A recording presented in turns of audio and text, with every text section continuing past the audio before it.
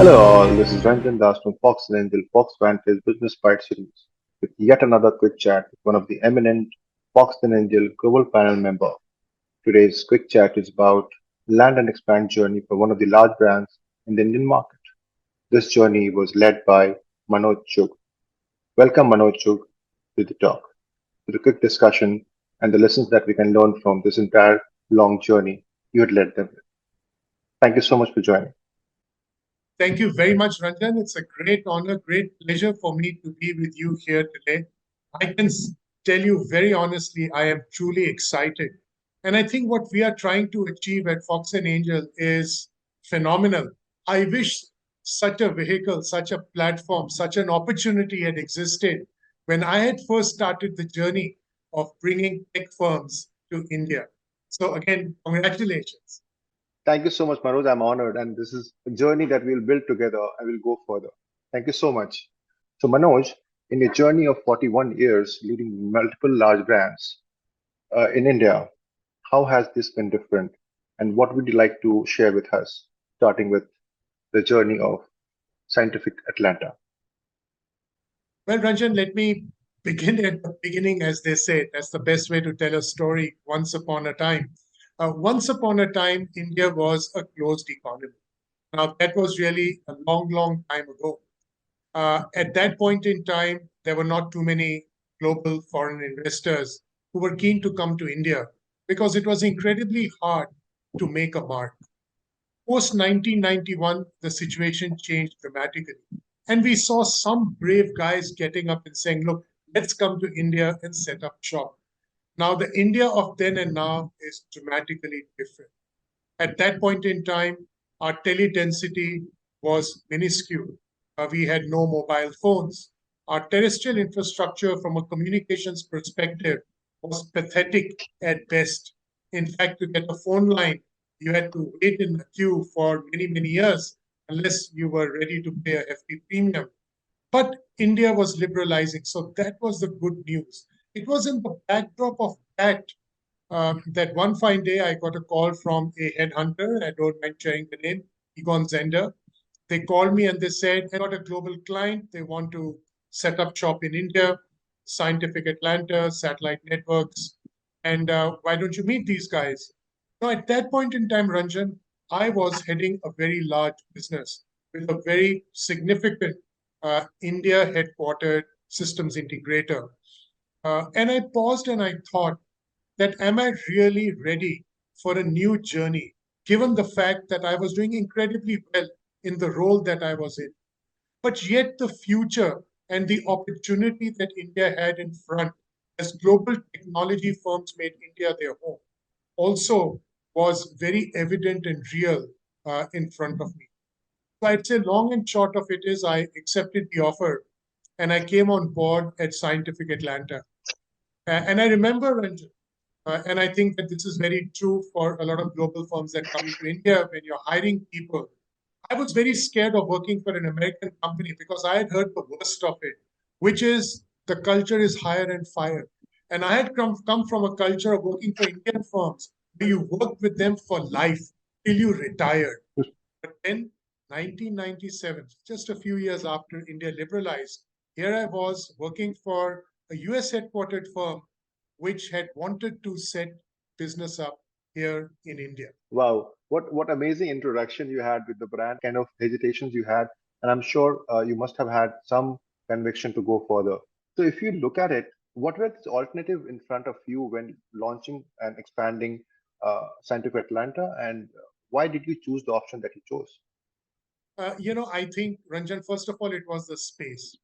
I recognized in my mind that satellite networks had an important role to play in the development of India at that point in time. So, one is the overall space excited me. Number two is I felt that I could make a material difference to our country, to our businesses, to our governments. The third was it was a firm that nobody even knew, where nobody knew the brand, nobody knew what it stood for. The space was new. And therefore, everything that I had learned, I had the opportunity to apply and really test whether I was a professional who was worth my salt. So I think many goals, some personal, some professional, somewhere there could have been a very positive impact on the overall environment. All of these really motivated me to take the plunge. Wow. And how did this pan out? So, this was a long journey of yours joining them, and I think you've been there with them till 2020. So, this long journey, how did it pan out? How are they doing today? I think the journey was absolutely fantastic, Ranjan. Scientific Atlanta Satellite Networks was a new player. Our market ranking was non-existent. I mean, if you were to put the pie chart of market players and leaders and ranking and so on, Scientific Atlanta Satellite Networks would come in the bucket of others. I'm very, very pleased that 25 years later, it has grown substantially. It has expanded substantially in India, an unknown player in the market, to being one that 25 years later, the business is going strong and is gaining from strength to strength. Outstanding, Manoj. That's great journey that we just learned about. But how about the journey supported by the team of Indian talent pool? Well, Ranjan, thank you very much for your very kind words. And I can tell you one of my big learnings has been that if you want to succeed in India, you need to create the right ecosystem. When I talk about the right ecosystem, it is starting with educating the market itself. We know that India's technical talent, our managerial talent, is second to none. But in new areas, it is incredibly important for us to educate the market.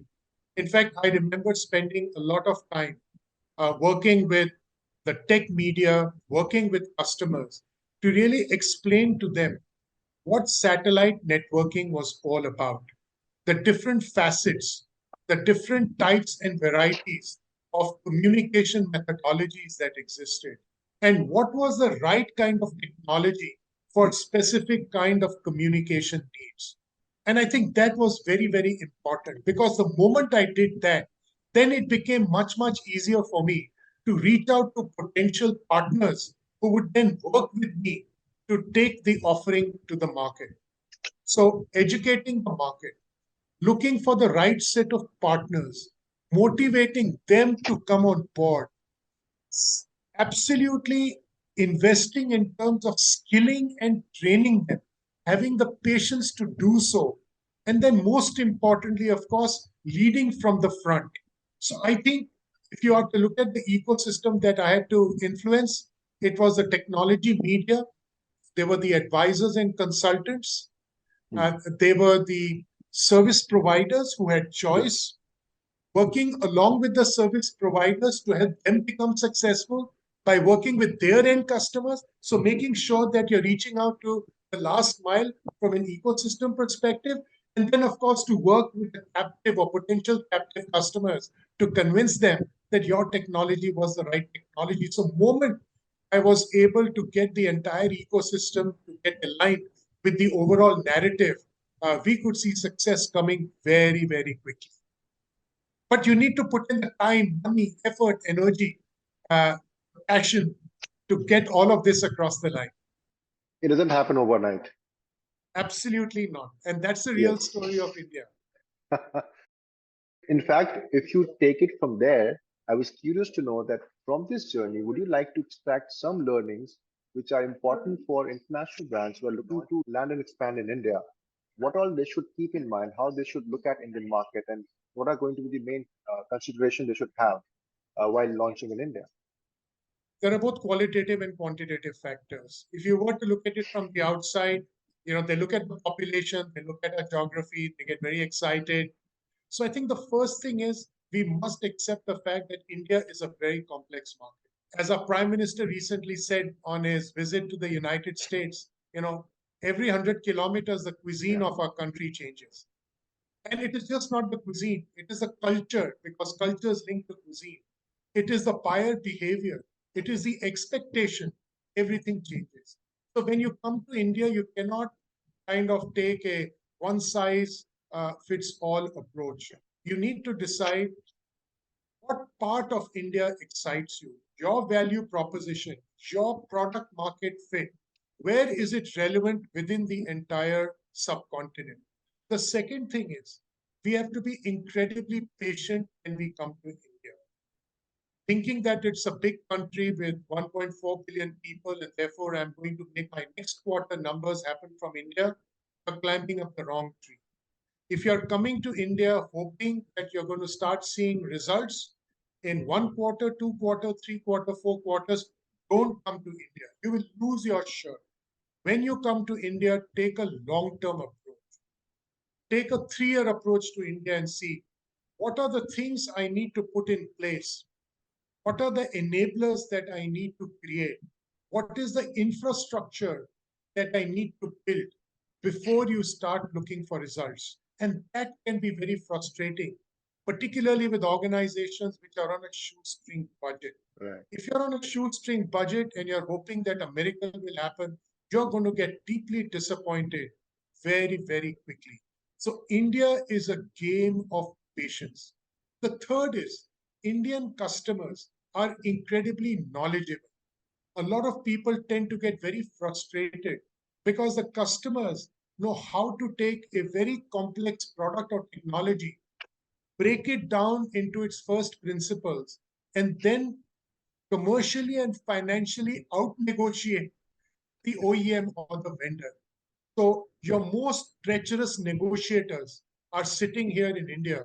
And if you've not done business in India and you love to negotiate, come to this market. You will learn a few lessons that you have not learned in other parts of the world.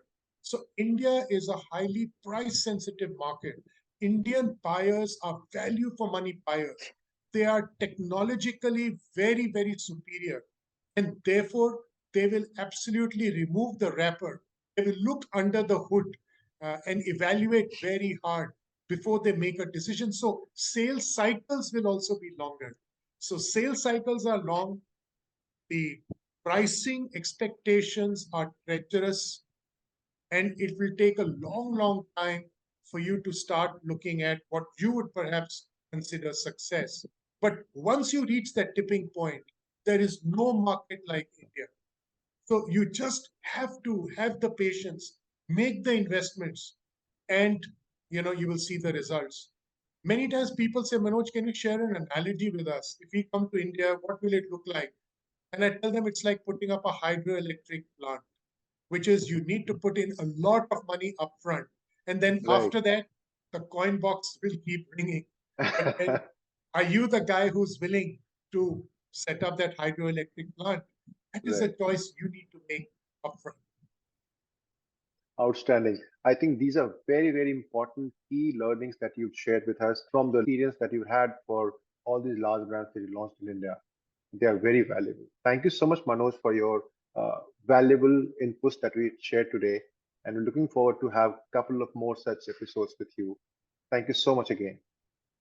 Again, Ranjan, thank you very much for having me. And as I part, I just want to end by saying that at the end of 3 years with Scientific Atlanta Satellite Networks, we were able to take the business from being absolutely unranked in the market to being amongst the top two. So you can get success in India, but then it is not easy. Be ready for the tough and hard climb. Look for the right shoes. All the very best. Thank you so much, Manoj. We are in the journey together. Let's make it happen. Thank you so much.